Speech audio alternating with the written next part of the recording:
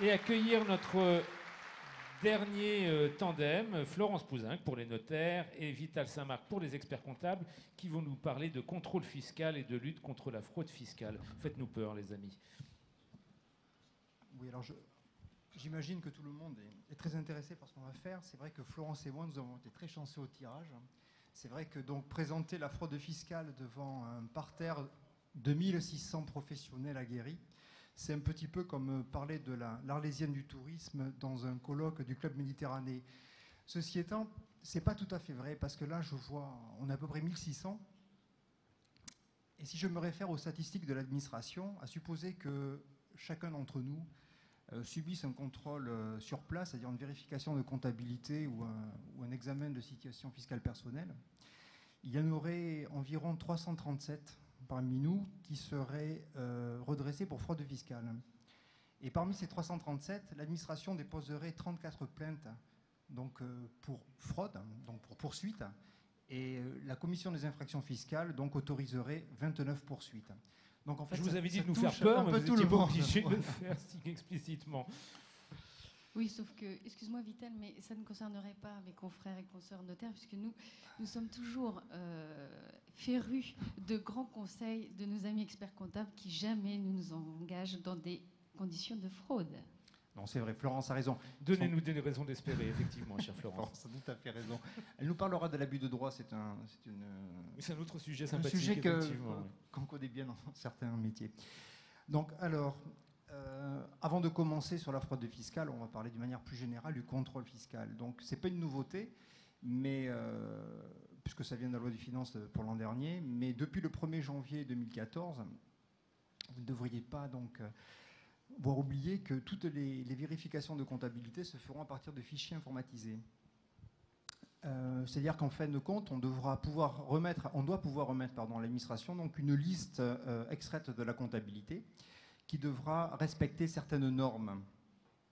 Alors les normes du fichier des écritures comptables, c'est d'abord un fichier unique qui doit reprendre l'ensemble des écritures de l'entreprise, enfin de l'exercice, qu'il s'agisse des écritures de l'année qui seront classées donc par ordre chronologique ou des écritures d'ouverture. C'est un fichier qui sera établi en français.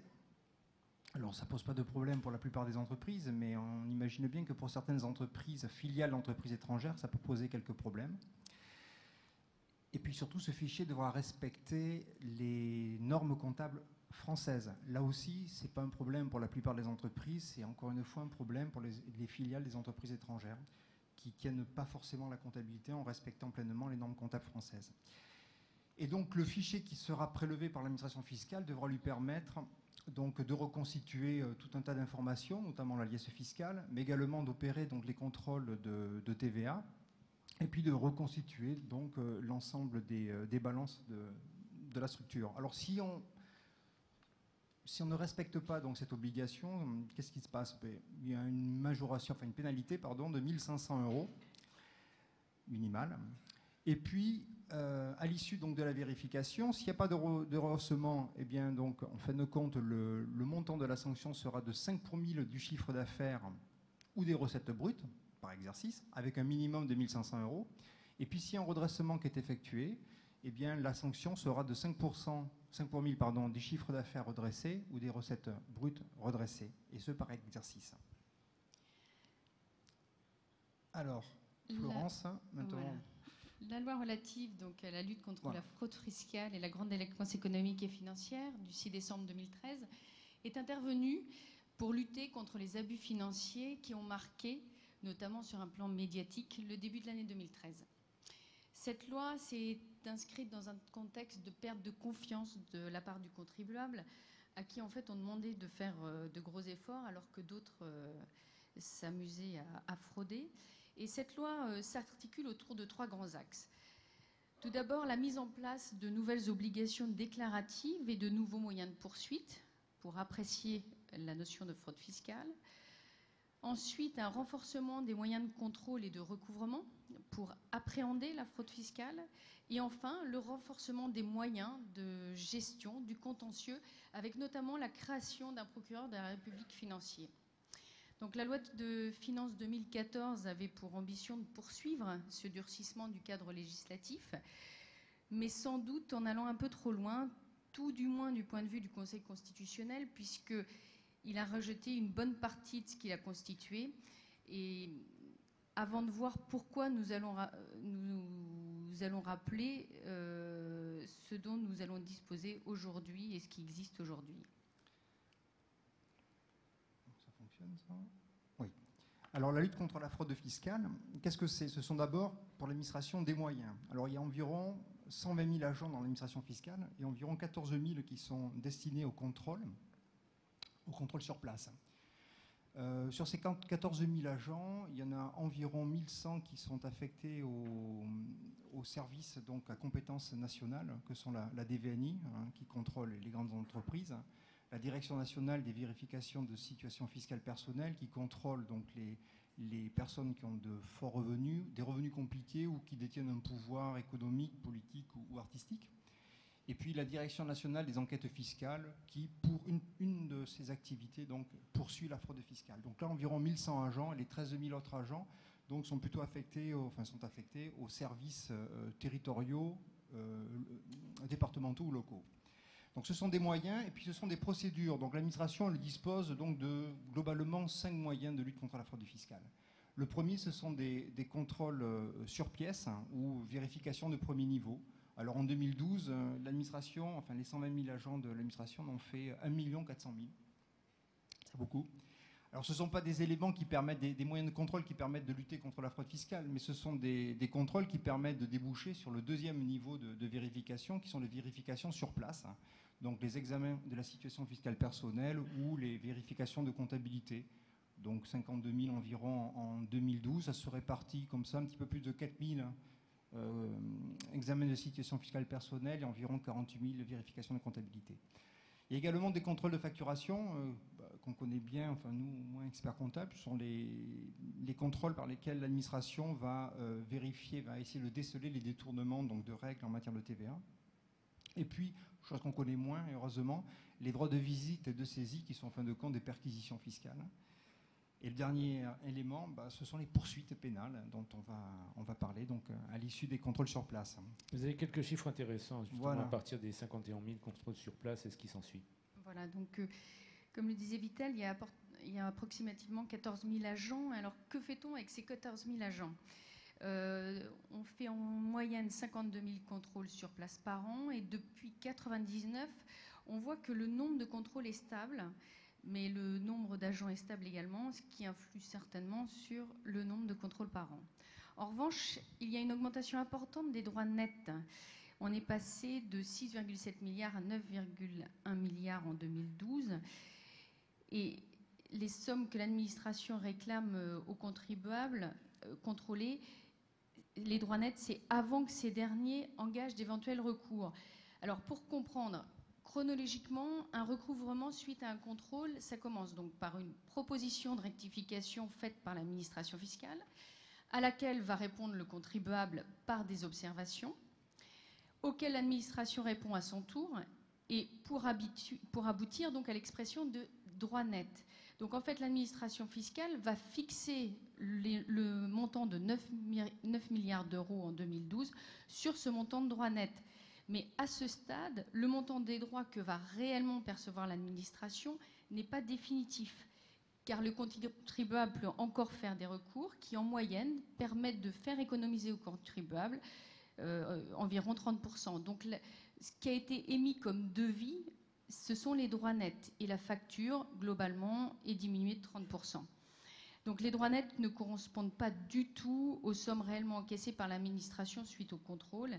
Et les chiffres qu'elle présente ne sont qu'une prévision très optimiste des sommes qu'elle espère encaisser, mais qui, dans la pratique, ne seront jamais atteintes. Ils ont quand même augmenté de 20% entre 2009 et 2012. Oui. Voilà. Oui. Alors attention, les chiffres là ne tiennent pas compte de l'inflation, c'est bien pour ça que c'est en euros courants. Hein. Oui. Donc on peut compter qu'entre 1999 et 2012, il y a quand même l'inflation qui a une incidence importante sur le montant des droits. Alors l'observation des autres chiffres relate une certaine stabilité ces dernières années du nombre de contrôles, des sanctions pour fraude et du nombre de poursuites pénales. Dans ce contexte, l'augmentation exponentielle des droits que l'on vient de voir peut s'expliquer donc soit parce que l'administration fiscale est de plus en plus performante, ce dont on ne doute absolument pas, soit par un comportement des contribuables de plus en plus léger, soit par une administration qui redresse de façon beaucoup plus virulente. La réalité est sans doute une combinaison de ces trois possibilités, parmi lesquelles il serait bon de connaître celle qui prédomine. A-t-on une idée là, des taux de recouvrement des différents services? Alors c'est difficile le recouvrement. La Cour des comptes a fait 2 rapports là-dessus, un en 2010, un autre en 2012. Le rapport de 2010 portait sur les départements locaux, enfin les services à compétences régionales et départementales, et puis celui de 2012 porte sur les services à compétences nationales. Donc il y a un très bon taux de recouvrement de la Direction nationale des vérifications internationales, la DVNI. Il y a à environ 78% le taux de recouvrement sur 3 années. En revanche, la Direction nationale des vérifications de situations fiscales a un taux de recouvrement aux alentours de 13%, à peu près le même que celui que l'on a dans les services à compétences régionales. Et puis la Direction nationale des enquêtes fiscales a un taux de recouvrement d'environ 1%. Alors, dans une histoire, il y a toujours des méchants et des gentils. Alors, est-ce que chez les fraudeurs, il y a des gentils fraudeurs et des méchants fraudeurs? Le ministre est parti. Ouais, bon. Il n'y a pas de gentils, pas de méchants, il n'y a que des méchants, bien sûr. Hein. Mais tout le monde donc, ne commet pas la même gravité. Donc en fait, quand on parle de fraude fiscale, pour les connaisseurs des sanctions, ce sont les sanctions de 40 et 80%, voire 150% pour opposition à contrôle fiscal. C'est-à-dire 40% tout ce qui est manquement délibéré. Donc je savais que je faisais mal. Et puis, donc 80%, c'est pour donc, manœuvre frauduleuse. Non seulement je savais que je faisais mal, mais en plus, j'ai tout organisé pour mal faire. Voilà. Donc, la fraude en tant que telle, celle dont on parle ici, sur le slide qui est derrière, c'est la fraude à 80%. Donc, 987 poursuites pénales engagées en 2012. Donc, il y en avait 845 en 99, donc on voit que les chiffres évoluent pas énormément. Bon, bien sûr, il y en a 17% de plus, mais ça n'a pas beaucoup évolué. En revanche, ce qui a changé, c'est un petit peu la nature de la fraude. Donc, l'administration la classe en trois catégories. Dans la première catégorie, il y a la dissimulation et les opérations fictives. Il y avait donc environ, c'était le gros des troupes de la fraude fiscale autrefois, ça représentait 60% des fraudes, ça tend à diminuer. Ce qui reste stable, ce sont les défauts de déclaration et les activités occultes, environ 30% donc des fraudes. Alors, par contre, ce qui a beaucoup évolué, c'est tout ce qui est donc montage élaboré, organisation de l'insolvabilité, recherche de régimes fiscaux favorables ou indus.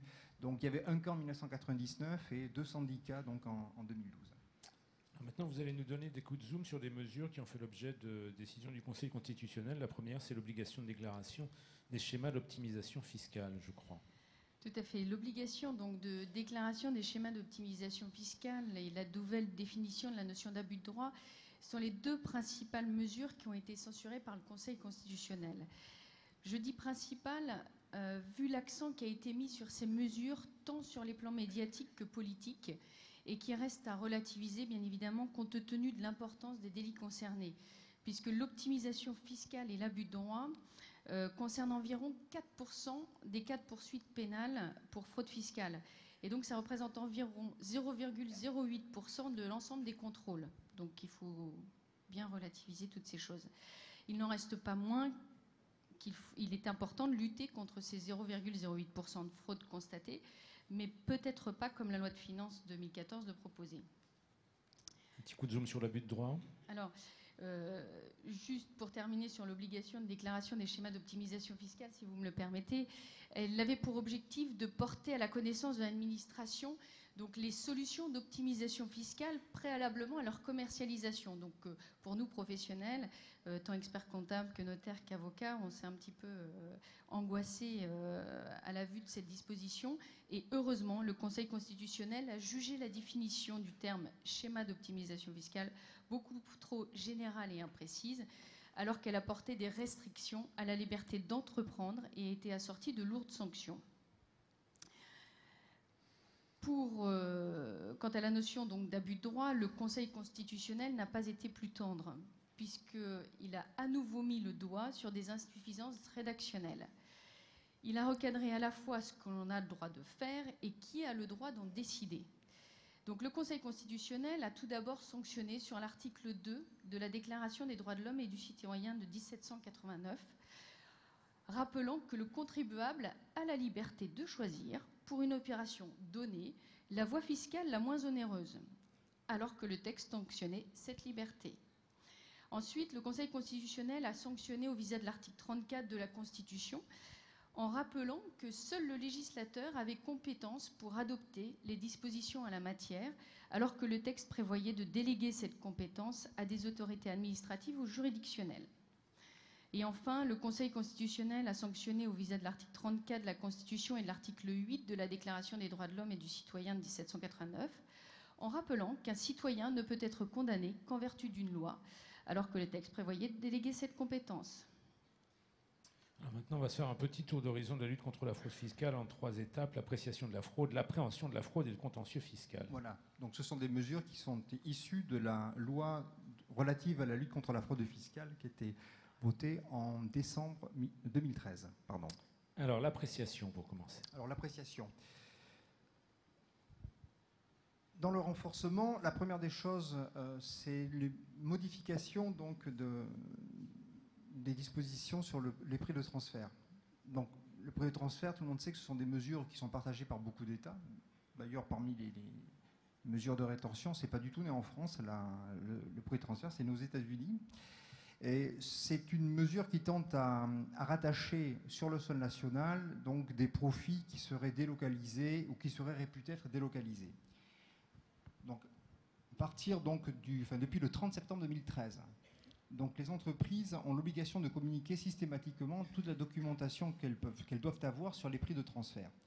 Alors quand on parle des entreprises, ce ne sont pas toutes les entreprises. A priori, ça ne porte que sur les grosses entreprises. Je dis bien a priori, parce que quand on regarde le texte, on nous dit qu'il faut que l'entreprise réalise un chiffre d'affaires de 400 millions d'euros ou qu'elle ait un total d'actifs bruts, c'est-à-dire avant dépréciation, de 400 millions d'euros. Mais ça ne porte pas que sur ces seules entreprises-là, puisqu'en fin de compte, quand il y a prix de transfert, il y a groupe. Et il peut y avoir groupe au niveau national. Donc dès lors que la société mère dépassera ces seuils, l'ensemble des filiales françaises seront assujetties à ce texte. Ou si une filiale donc, dépasse les seuils, la société mère, même si elle ne les atteint pas, devra donc respecter également ces dispositions sur le prix de transfert. Et puis s'il s'agit d'un groupe fiscal intégré, à l'intérieur duquel une société dépasse les seuils, l'ensemble des sociétés donc, seront tenues de respecter ces dispositions. Donc, les entreprises doivent communiquer spontanément à l'administration fiscale les informations sur les prix de transfert dans les 6 mois du dépôt de la déclaration de revenus. Alors, quelles sont les informations ? Il y a des informations générales sur le groupe et sur l'activité du groupe, des informations sur les actifs que détient le groupe et sur la description générale de la politique de prix qui est suivie par le groupe. Et puis il doit y avoir également des dispositions spécifiques donc propres à chaque entreprise du groupe, les descriptions de l'activité, et puis comme l'information est donnée chaque année, eh bien toutes les modifications d'activité, tous les changements donc intervenus sur l'activité de l'entreprise au cours de l'exercice.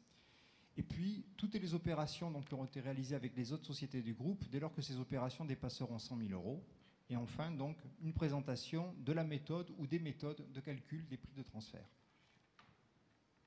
Alors, la loi de finances pour 2014, ça je rappelle, c'est la loi sur la lutte contre la fraude qui date de du 7 décembre 2013. Mais la loi de finances pour 2014 avait prévu plusieurs mesures donc, sur les prix de transfert qui ont presque toutes été censurées par le Conseil constitutionnel. Il n'en reste qu'une, c'est la communication des décisions étrangères de ruling.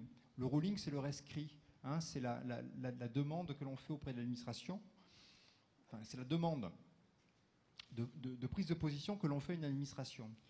Donc lorsque une entreprise soumise au seuil dont on vient de parler subira une vérification de comptabilité, elle sera tenue de communiquer à l'administration fiscale française toutes les décisions de ruling qu'elle aura pu obtenir dans les pays étrangers sur sa politique donc, de prix de transfert. Petit coup Petit coup de zoom maintenant sur ce qui concerne les administrateurs de trust, où il y a une extension des obligations déclaratives. Oui, pour apprécier la fraude, le renforcement des obligations déclaratives concerne également donc les trusts.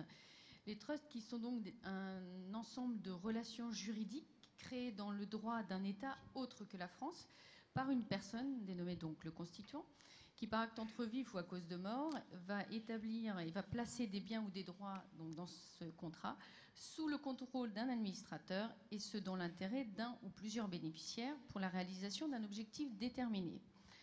Jusqu'à présent, donc, l'obligation de déclarer portait sur la constitution, le contenu des termes du trust, sa modification et son extension. Donc l'obligation a été étendue par la loi du 6 décembre 2013 à celle de la déclaration des noms des constituants et des bénéficiaires. Et elle a étendu cette obligation même dans le cas où seul l'administrateur a un lien avec la France, à partir donc du moment où il a son domicile fiscal en France. Le défaut de déclaration est sanctionné par les amendes qui ont été au minimum doublées. Et dans la continuité, le plafonnement des amendes en cas de régularisation spontanée a été largement augmenté. Donc on est passé de 1,5 à 3,75% pour les fraudeurs passifs. Donc en fait, c'est-à-dire ceux qui ont reçu les avoirs dans le cadre d'une succession ou d'une donation, ou qui ont constitué des avoirs alors qu'ils ne résidaient pas fiscalement en France. Donc qui ont constitué des avoirs à l'étranger, bien sûr. Et c'est passé de 3 à 7,5% pour les fraudeurs actifs, c'est-à-dire tous les autres, ceux qui ont constitué des avoirs lorsqu'ils résidaient à l'étranger, bien sûr, lorsqu'ils résidaient fiscalement en France. Le cas particulier suivant, c'est celui des avoirs détenus à l'étranger.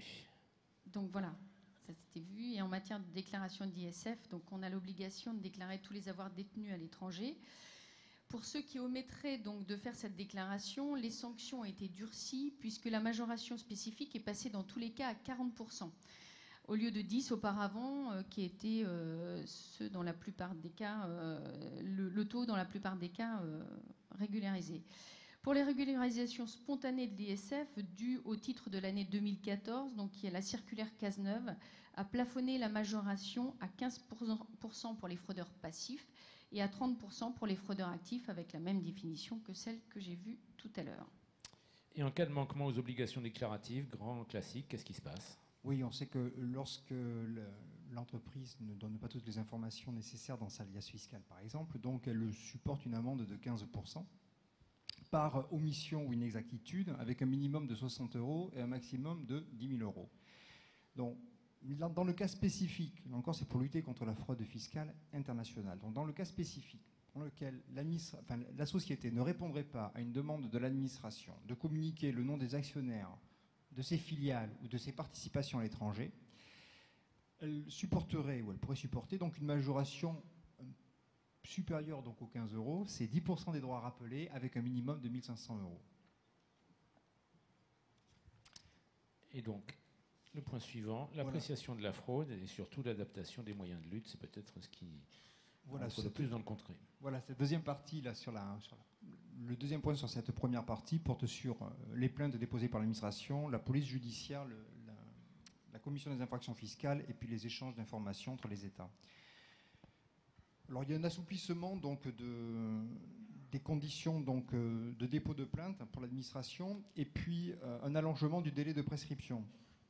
Donc, avant donc, la loi de décembre 2013, la prescription en matière de poursuite tombait le 31 décembre de la 3e année qui suivait donc l'infraction ou l'affirmation frauduleuse. Donc la loi donc, augmente la prescription de 3 années. Elle la double, quoi. Voilà, elle la double. Donc on comprend bien le but, hein, c'est faciliter les poursuites pour l'administration. Et puis de la même manière, donc, lorsqu'il y avait donc, des fraudes qui étaient connexes, donc, et qui relevaient de plusieurs services de l'administration, jusqu'à présent, chaque service devait déposer une plainte pour que, sur la fraude qu'il devait gérer. À partir de maintenant, donc, un seul service peut déposer donc, une plainte pour l'ensemble des fraudes.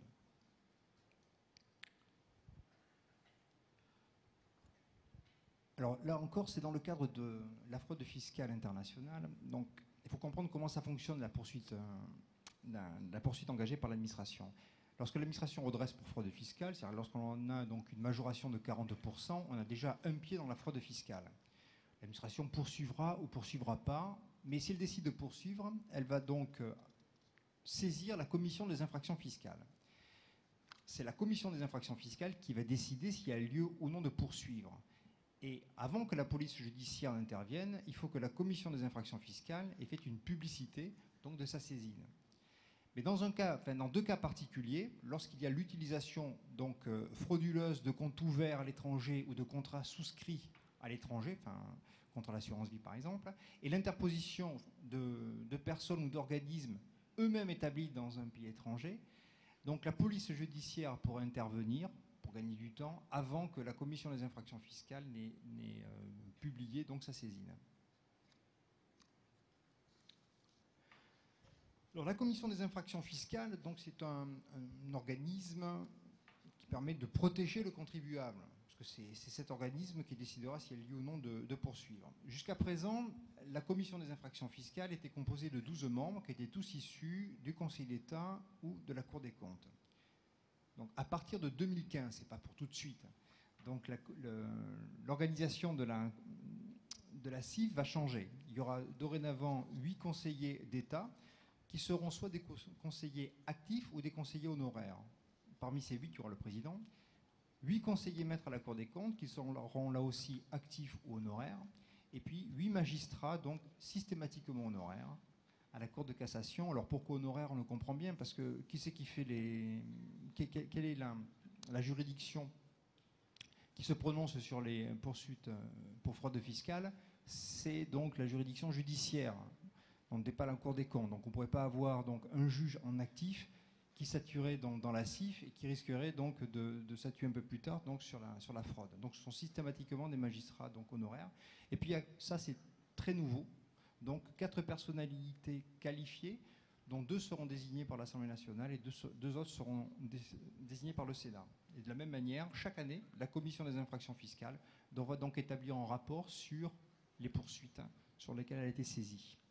Un autre point où il y a du changement, c'est effectivement l'échange d'informations entre l'administration fiscale et d'autres autorités. Voilà.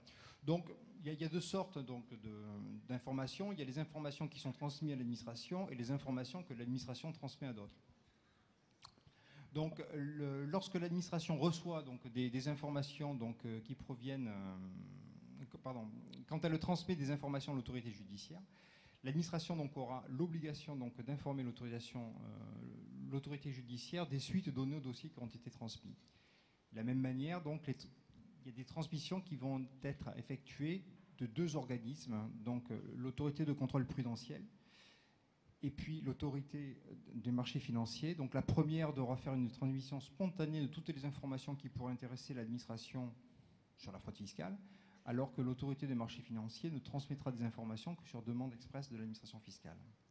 Le point suivant sur lequel il y a des nouveautés, c'est le renforcement des moyens de contrôle. On est au cœur du réacteur. Pour mieux appréhender la fraude fiscale, l'administration a étendu ses moyens d'investigation pour renforcer ses contrôles. Dorénavant, donc, dès la mise en place d'un contrôle, c'est-à-dire avant même que la fraude soit déterminée, et c'est là où c'est important, l'administration a gagné en force et en liberté pour accéder, posséder et exploiter tous les documents qu'elle juge utiles. Et pour être en possession de ces documents et avoir le droit de les utiliser, il lui faut soit les exiger, soit qu'ils lui aient été transmis de façon régulière. C'est-à-dire que les contribuables ne peuvent absolument pas s'opposer à la fourniture des documents. Enfin, si, ils le peuvent, mais ça y a un coût, fortement dissuasif. Donc, ils ne peuvent pas. Et en fait, on peut penser que dans le cadre d'un contrôle inopiné, ces droits, les droits que l'administration fiscale s'est octroyés, lui seront reconnus. Alors, dans le renforcement des moyens de contrôle, alors, il y a la fraude carrousel, donc les experts comptables connaissent au moins 2 noms. Donc vous m'avez fait peur. Non, 2 noms, tout le monde a entendu parler. C'est comme les fonds turbo, personne ne les a vus, mais tout le monde a entendu parler. Donc la fraude carrousel, c'est cette fraude donc, qui porte sur la TVA et qui met en présence des entreprises françaises et des entreprises étrangères. Bon. Donc le nœud de la fraude carrousel, c'est le numéro de TVA. Donc avant d'attribuer donc un numéro de TVA, l'administration va se laisser la possibilité de réfléchir, d'enquêter donc sur l'entreprise qui se crée. Et lorsqu'elle aura donc attribué un numéro de TVA, elle pourra également donc engager donc des vérifications pour savoir s'il ne faut pas au moins retirer donc le numéro de TVA à l'entreprise. Alors, on voit qu'il y a non pas un problème, mais cette disposition-là, on voit très bien pourquoi elle a été prise. Hein, c'est pour lutter contre la fraude. Donc c'est une très bonne disposition. Mais d'un autre côté, on sait que le gouvernement donc, cherche à la volonté donc, de favoriser la création rapide des sociétés, justement pour dynamiser le tissu économique. Donc on voit là que ce sont deux textes qui s'affrontent légèrement. Il y a des changements aussi en matière d'assistance administrative et de délai de reprise. Voilà. Alors, en matière d'assistance administrative, c'est toi, Florence, qui va nous en parler. Dans le cas d'un contrôle fiscal, donc l'administration peut faire appel à un État étranger si le besoin s'en fait sentir. Ce recours était accompagné jusqu'à présent d'une prorogation de la procédure de 2 années, qui passe désormais à 3 ans. Néanmoins, une fois que l'État français aura reçu la réponse de l'autre État, l'administration n'aura qu'1 an pour utiliser le document. Cette assistance est étendue à tout type de transactions et de flux, mais dans le respect, bien évidemment, des conventions liant les États, ce qui peut limiter éventuellement la portée de cette assistance. On sait combien il y a de demandes faites par l'administration fiscale française? Alors aujourd'hui, il y a, avant l'application de la nouvelle loi, sur 750 demandes par an, il y a environ 30% de réponses simplement. Un autre changement, c'est que l'administration fiscale peut aussi faire appel à des talents extérieurs. Alors ça aussi, on connaît bien hein, la notion de logiciel permissif. Donc, on sait que l'administration lutte contre ces logiciels permissifs. Ce sont ces logiciels qui permettent, par exemple, de reconstituer une caisse à l'envers. Hein. Lorsque je sais le montant des espèces que j'ai dans mon tiroir caisse, je sais, donc je vais refaire donc, ma recette journalière. Donc, on connaît tout ça. L'administration les suit depuis longtemps, puisque vous pouvez aller donc, sur le site impôt.gouv.fr dans la rubrique statistiques, et vous aurez donc la liste des logiciels autorisés par l'administration fiscale. Mais là, l'administration va un petit peu plus loin. Elle va donc elle oblige maintenant donc les éditeurs de logiciels, les concepteurs, voire les installateurs, donc à lui communiquer toutes les informations sur les codes, les données, les traitements et documentation sur ces logiciels. À défaut de communication, donc une amende de 1 500 € par logiciel vendu ou par client de l'entreprise. Et lorsqu'en fin de compte, ces logiciels auront été mis sur le marché, eh bien, l'amende sera égale à 15% du chiffre d'affaires de la commercialisation. Avec une particularité quand même, c'est que tous les clients qui auront acheté le logiciel seront donc solidaires dans le paiement de l'amende. Et il y a d'autres experts également auxquels l'administration peut faire appel. L'administration s'est donné les moyens aujourd'hui de comprendre et de déjouer les fraudes éventuelles et a permis de recourir à des experts qualifiés. Donc on ne sait pas ce qu'on entend par définition large, oui, voilà. Les experts qualifiés, c'est donc toutes les personnes qui seront susceptibles d'apporter leur expertise et leurs compétences pour l'administration fiscale. Alors c'est réservé quand même aux affaires complexes et en matière de contribution indirecte. Ils seront rémunérés comment, ces experts? Alors c'est là où on se pose la question. Je suppose que c'est l'administration fiscale qui rémunérera ces experts, mais il n'y a rien de fixé là-dessus. Alors, sur les moyens de recouvrement, donc dans l'appréhension de la fraude fiscale, moyens de recouvrement, il y a 2 éléments essentiels. Il y a la perte du caractère insaisissable de certains actifs. Oui. Et non des moindres. Et puis la prescription. Oui, maintenant que la fraude a été constatée, il va falloir payer. Et pour ça, l'administration fiscale a élargi ses moyens de recouvrement. Donc désormais, elle peut procéder à la saisie des contrats d'assurance vie et à la levée de la déclaration d'insaisissabilité qui avait été mise en place par l'entrepreneur individuel sur les biens qui ne sont pas affectés à son activité professionnelle. Alors pour les contrats d'assurance vie, la loi vient mettre fin à un contentieux abondant qui jusqu'à présent interdisait à l'administration de saisir ces contrats alors que cela demeurait quand même le principal support de placement des Français. Donc l'arrêt de la première chambre civile de la Cour de cassation du 2 juillet 2002 avait jugé que l'administration ne pouvait recourir à l'avis à tiers détenteur sur des sommes qui avaient été placées sur un contrat d'assurance vie, au motif que cette procédure ne pouvait s'appliquer à des créances éventuelles.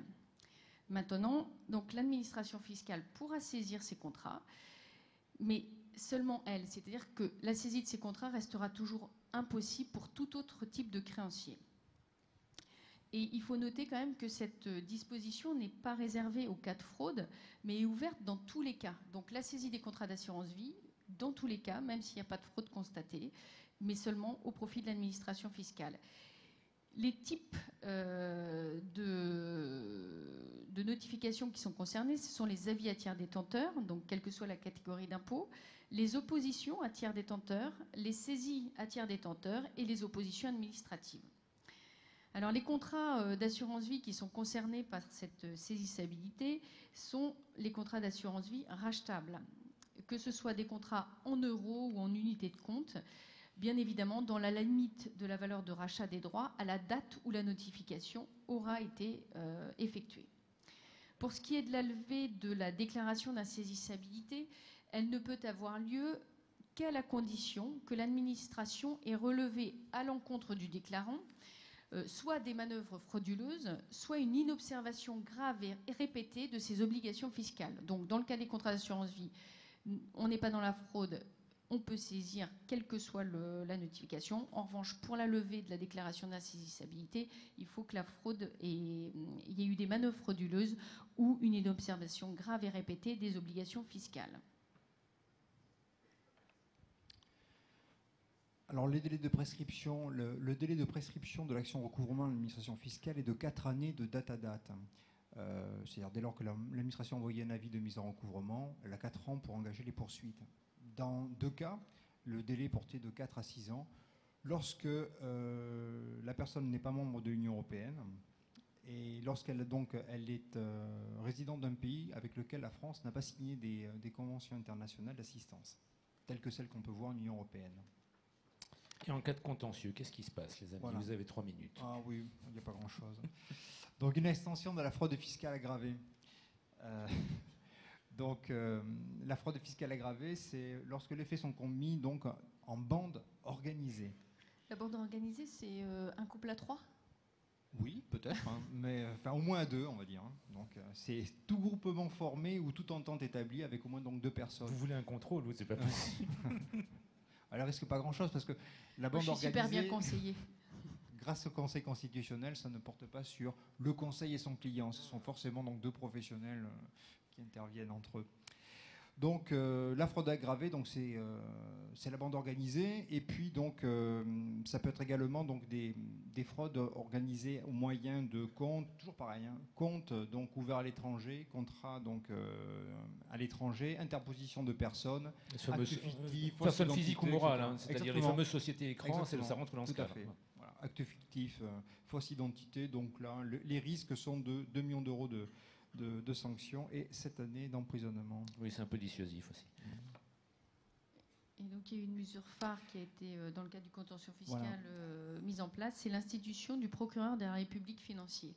Donc ce procureur a une compétence nationale. Tu allais trop vite. Pardon, c'est moi. C'est à moi de parler. Dans le pouvoir de transaction, excusez-nous. Le pouvoir de transaction, tout le monde connaît. Hein, c'est le pouvoir qu'a l'administration de diminuer donc, les majorations, les sanctions de manière générale, mais parfois même les impôts dès lors que ça ne porte pas sur la TVA. Alors c'est un système un petit peu opaque, hein, puisqu'en fin de compte, il n'y a pas de publicité qui est faite sur les transactions de l'administration. Et puis c'est un processus également dans lequel on a peu de recours, parce qu'il n'y a pas de recours devant les tribunaux, hormis le recours pour excès de pouvoir, pour lequel on a peu de chances de gagner. Donc à partir de maintenant, le pouvoir de transaction de l'administration est davantage encadré. Premièrement, l'administration ne peut pas engager de transactions dans 2 situations. La première, c'est lorsqu'elle entend donc engager des poursuites judiciaires. Tout à l'heure, je parlais des fonds turbo, donc c'est une fraude importante qui est arrivée dans les années, au début des années 80, que certains avaient qualifié de casse fiscale du siècle. Et dans le cas des fonds turbo, l'administration avait engagé des transactions avec certains redevables et avait poursuivi ceux qui n'avaient pas voulu réaliser des transactions. Maintenant, c'est plus possible.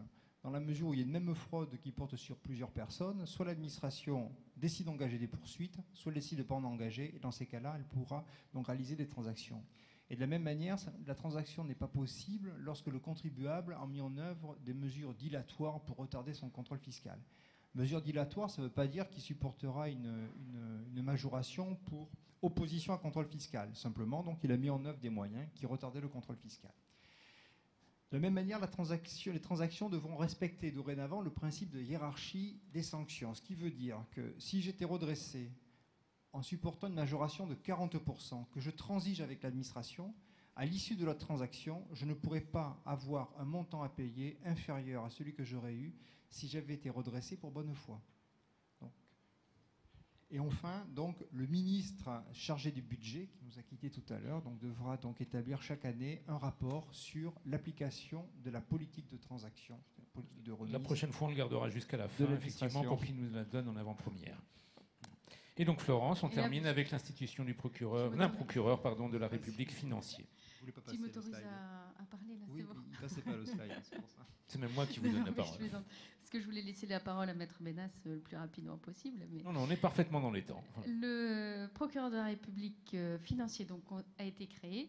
Et ce procureur dépendra donc du TGI de Paris. Il aura une compétence nationale et il interviendra en matière de délits boursiers, d'infractions fiscales de grande complexité et de délits de corruption ou de trafic d'influence impliquant un agent public d'un État de l'Union européenne. Et je vous laisse tranquille. Voilà, je me tais. Merci, merci à vous, Florence Pouzing, Vital Saint-Marc. Je vous avais promis que vous sauriez tout en 2 heures. Vous avez tous su en 2h01. On a fait en sorte effectivement de tenir ce timing.